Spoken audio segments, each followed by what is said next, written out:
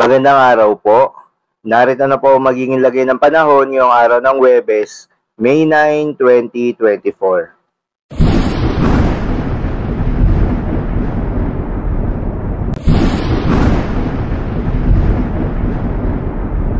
Sa kasalukuyan na tayo sa pag-asa, itong easterlies o yung mainit na hangin galing sa karagatang Pasipiko ang patuloy na nakakaapekto sa malaking bahagi ng ating bansa, kabilang na ang Metro Manila.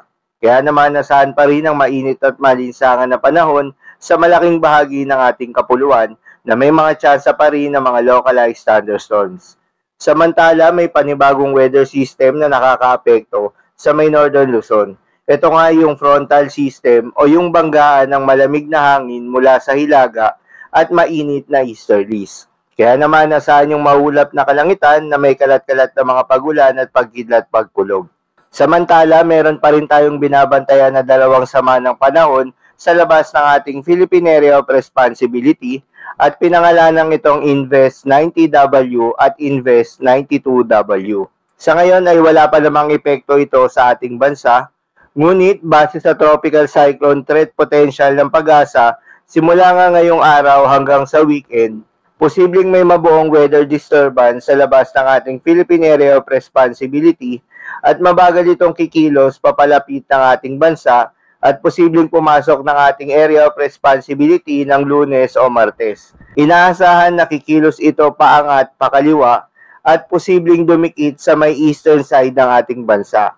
At base naman sa ipinapakita ng forecast model na ating ginagamit, consistent yung ipinapakita nito na posibleng may mabuong bagyo at unti-unting lalapit sa ating bansa.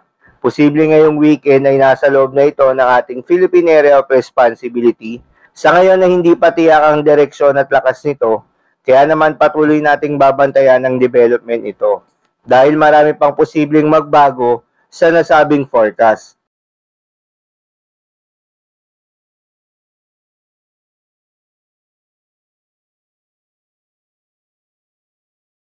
Para naman sa lagay ng panahon ngayong araw ng Huwebes dito sa Luzon, asahan yung epekto ng frontal system sa malaking bahagi ng Northern Luzon.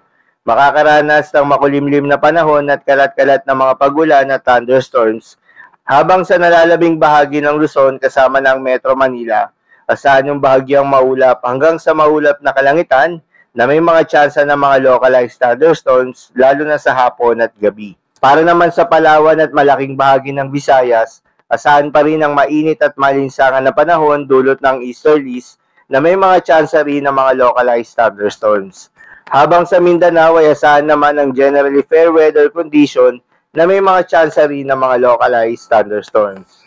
Para naman sa lagay ng mga dagat baybayin, ayon sa Pag-asa ay wala namang nakataas na gale warning sa anumang seaboards ng ating bansa. Ngunit pinag-iingat yung mga maglalayag sa bahagi ng Northern Luzon dahil asahan yung mahangin at medyo mahalon na karagatan, habang sa nalalabing bahagi ng ating mga dagat baybayin, asahan ng banayad at minsan katamtaman na taas ng mga pag-alon, maliban na lamang kapag may thunderstorms kung saan posibleng tumaas sa mga pag-alon.